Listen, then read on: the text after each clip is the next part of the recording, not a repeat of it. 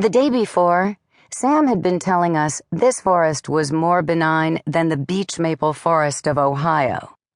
There are fewer mosquitoes, no poison ivy, and as far as fer-de-lance, that's the most common snake here, a species whose bite likely won't kill you, but would require multiple skin grafts to fix. I may have stepped over 500 of them, but I never see any. Maybe he had found one at last. Seconds passed. Then, matter-of-factly, Sam spoke again. I found a wasp's nest. He'd found it by smacking his head into it. The nest was at face height, about 6 inches long, and looked exactly like the dead leaf to which it was attached. About 150 unhappy, black, half-inch-long wasps were swarming around it. You might think Sam would keep an eye out for wasps, if for no other reason than self-preservation. There are the half-inch-long solitary wasps that like to sip your sweat, which you notice when you lower your arm and the one in your armpit stings you. Then there are the huge, horrible black Pepsis wasps, as big as hummingbirds. These slow-flying monsters attack tarantulas, paralyze them with their stings, and lay eggs in the still-living spider. Their larvae hatch and eat the spider's flesh. And then there are more, but Sam really paid them no heed. I was so focused on Thaao, I didn't see anything else, he explained. You can get that way when you're searching for giant spiders, especially when the species in question is as magnificent, as surprising and mysterious as the Goliath bird-eating spider, Thaao blondie. This is the largest spider on Earth. It can weigh 3 times as much as a mouse. Think of a quarter-pounder without the bun, but with hairy legs that could cover your face. Such a creature deserves widespread fame, and yet so little is known about it that, despite its name, no one even knows what it eats.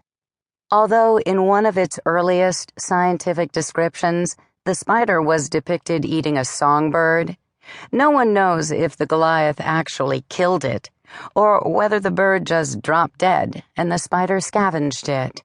Only twice have scientists ever seen Thaao blondie kill and eat anything in the wild. Once it was a worm, and another time, a primitive amphibian-like creature called a Sicilian. No one knows how long Thaao lives, although some of the more than 800 species of tarantulas can live for 30 years. No one even knows if this largest of all spiders, so often sold embedded in lucite as curios, is endangered by the practice, or endangered at all. Its populations might be thriving or crashing. It's important that people find out, and it's important that people care. These were among the many reasons I was there in French Guiana, researching this book for kids, the best readers in the world, and animals' bravest champions. My other reasons?